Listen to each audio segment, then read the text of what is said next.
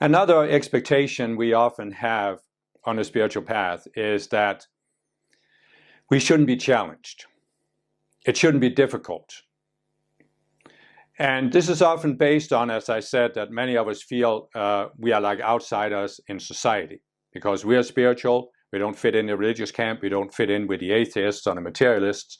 So we're different. We're always standing out from the crowd.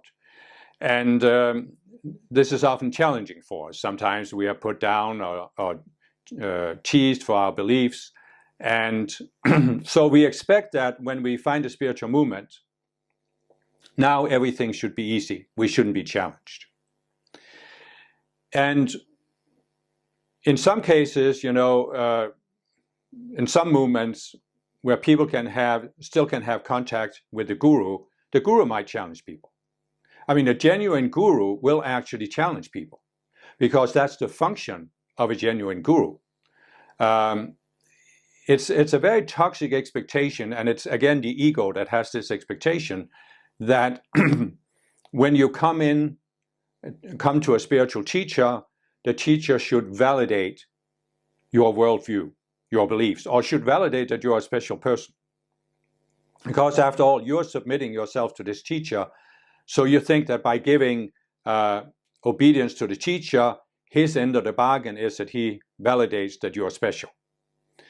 And false teachers will do this because they have learned that you can make people do anything for you if you make them feel special enough. So a false teacher will take advantage of this dynamic, but a true teacher will not. And a true teacher will therefore either ignore you completely or challenge your ego, challenge your illusions.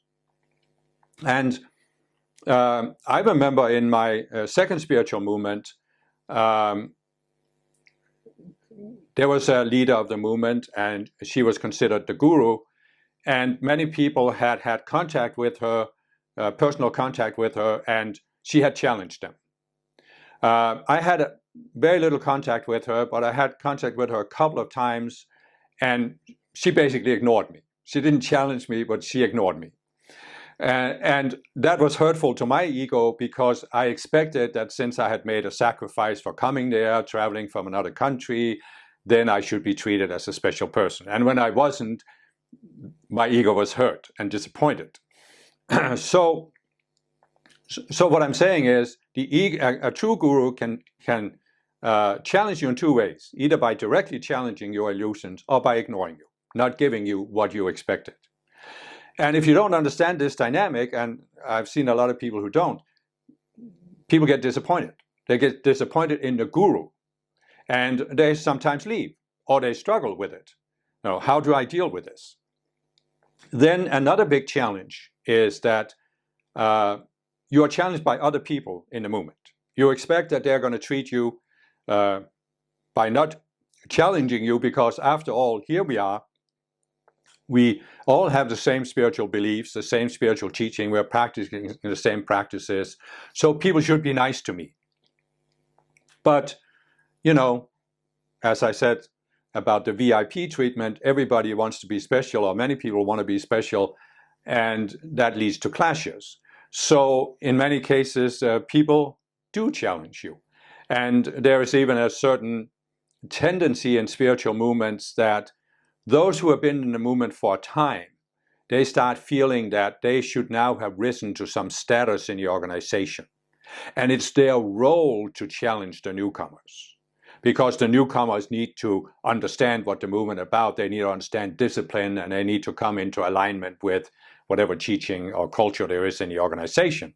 So you see some people who set themselves up as mini gurus, where I'm here to challenge these newcomers so they can fall in line, because they should go through the same that I have gone through. They should suffer the way I've suffered, basically. And so there will be all of these clashes. And again, it's understandable that we have this expectation, but it's not constructive. It's a toxic expectation, because it's based on not really grasping what the spiritual path is about. And as I've said, the spiritual path is about us coming to see something in ourselves, coming to see these subconscious selves that make up the larger self of the ego. And the fastest way to make progress is to have these selves challenged as much as possible. To be in a situation that challenges us so that we can see this, we can see these reactions. Why am I reacting this way? I had, for example, just to give you one example, I always had this sense that in a spiritual movement, there shouldn't be abuse of power. We see so much abuse of power in the world, where those who have a certain position in a business, for example, or even in society, they're abusing people below them. And I had the sense this should not be happening in the spiritual movement. So lo and behold, both in my first movement and my second movement, I saw some people who had reached a certain position in the organization, and they were clearly abusing their power. I mean, I look back at it today and I can see that they were clearly abusing their power. There's no question about it. But the way I reacted to it, I saw this was an abuse of power, but the way I reacted to it was my ego reacting. It was my subconscious selves. I became obsessive compulsive about it. I felt I had to speak out. Something had to change, and all of these things. So I went into a clearly ego-based reaction. It wasn't that I didn't have a point, but my reaction was still ego-based.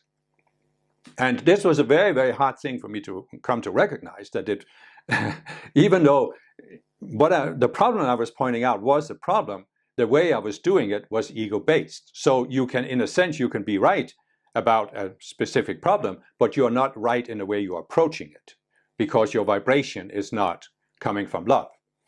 And so what I'm trying to say with this is that I was challenged. My ego was challenged but it was my own reaction that made it challenging, actually. And so when I came to see this, as difficult as that was for me, when I came to see it and I finally let go of it, it was a huge breakthrough for me. And when I look back at my time in spiritual movements, I can see that, especially in my second spiritual movement, because I moved from Denmark to the United States, I had a lot of difficulties, even surviving, making a living in the United States. I went through a divorce, I went through a new relationship, I went through having to start over with no money and no material possessions. And so I had a lot of outer physical difficulties. And at the time I had trouble understanding why is all this happening to me. And of course, you can always explain it with karma. You can always explain it with this opposition to your path. But today, when I look back at this, I see that this entire process, all of these difficulties, it had one very important purpose. And it's what in Buddhism is called ego pummeling. In order to make the progress that I had decided that I wanted to make when I made my life plan for this lifetime, my ego had to be pummeled. And the faster the better.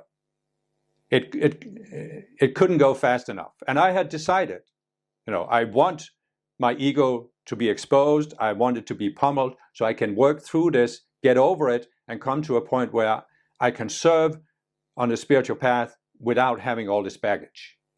And I think many spiritual people have the same. We have made that decision when we made our life plan. Here we see what we haven't overcome in past lifetimes. We also see the potential for what we can do, especially in this time, that's the transition between Pisces and Aquarius. And therefore we want to get through this. We want to get through this work phase of our life plan. And so we ourselves set ourselves up for this ego pummeling. And of course, we don't know it. In a sense, you can say we can't know it in the beginning, but I think there can definitely come a point where you can realize, oh, it's just the ego that has to be pummeled. I just have to see it. I have to be more willing to look at myself, look at my reactions, and say, where's this coming from? Why is this so important to me? Why do I think this absolutely has to happen?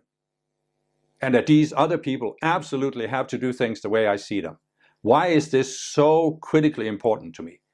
And then you can start seeing the illusion behind it and let it go, and then you're making progress. So I don't know if I could have made this switch when I was new on the path, but I certainly did come a point where I know I could have made it if somebody had just told me, what you're going through is just this process of ego pummeling. Don't resist it. Flow with it. Be willing to look at it. see what you need to overcome, and then let go of all of these attachments you have to a specific outcome, because this all comes from ego. If I just had that concept of ego pummeling, I think it would have been easier for me. So I hope it can be easier for someone